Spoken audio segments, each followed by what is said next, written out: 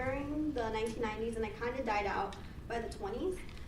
So the way Riot Girls came of subculture was because women were in the culture punk scene. The women were sexually assaulted and attacked, and kind of looked upon like just an object. They're kind of the ones that just sat in the back and hold the males' jackets.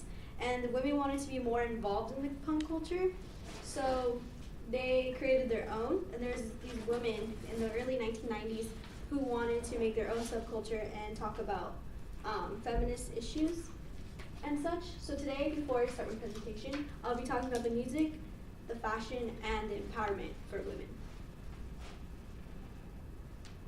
Okay, so the music was very important aspect according to so the music is very important, and the first band that created this subculture was Bikini Kill.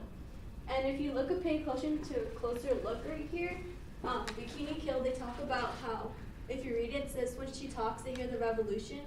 In her hips, there's a revolution. And this kind of, if you analyze it, it talks about how women are slowly becoming more involved in environmental issues and women issues because they were looked down upon. And this is a picture of the Bikini Kill playing a show in 1992, which was very brave of them because men would be very angry that women would be playing music during this time. So the fashion played a really important part.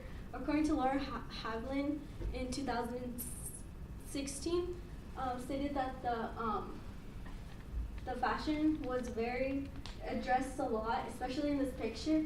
Women who would go out in public wear bralettes or skirts were seen as sluts back then. So the reason why that Havlin Lauren was wearing this was because she wanted to address to the public that women can wear, revealing clothing, but they shouldn't be ashamed of wearing it.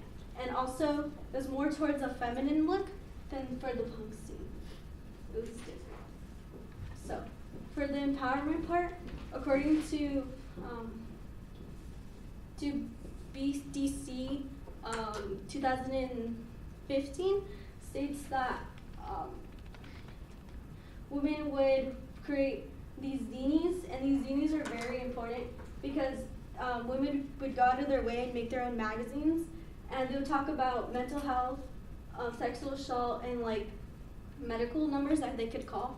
And so all these women came together, and they had a lot of protests, mostly in Washington, to talk about gay rights, women's rights, and all such. So it made these women become closer.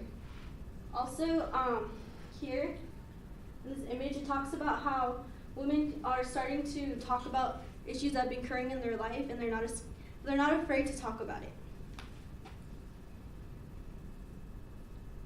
So the women empowerment in this subculture was very empowering during this time because these women were always just kind of held in a household and kind of kept quiet.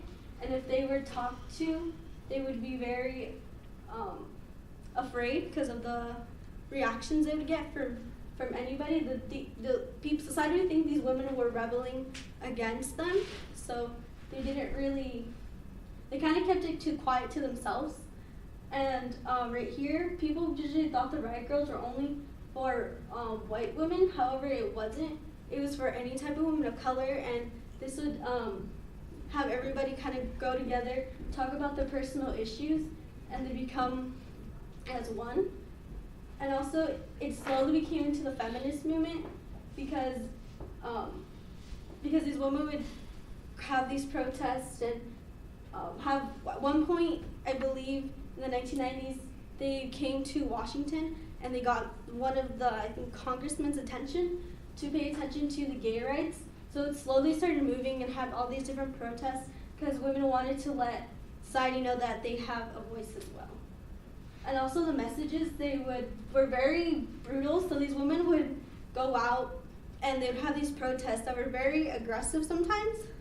So they would they would sleep in front of Washington and just they have all these meetings in front of there, having a rally to get their point across. So that was a very important part that they did.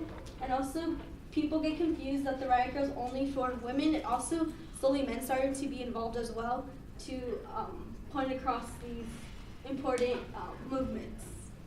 Thank you for listening.